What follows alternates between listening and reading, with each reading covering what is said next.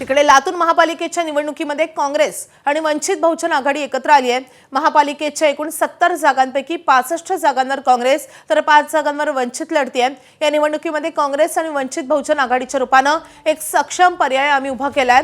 या आघाडीचे मतदार मोठ्या मनाने स्वागत करतील आणि त्याचे प्रतिबिंब निकालात दिसेल असा विश्वास काँग्रेसचे नेते आणि मंत्री अमित देशमुख यांनी व्यक्त केला आहे।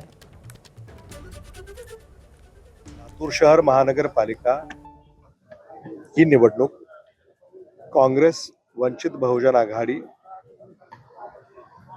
एक सक्षम पर्याय आम्ही उभा केलेला आहे। एका नव्या विचारानं, नव्या उमेदीनं, नव्या जिद्दीनं आम्ही लोकांपुढे जातोय आणि मला खात्री आहे की काँग्रेस वंचित बहुजन आघाडीचं मतदार हे मोठ्या मनानं याचं स्वागत करतील आणि त्याचं प्रतिबिंब हे आपल्याला निकालात दिसेल।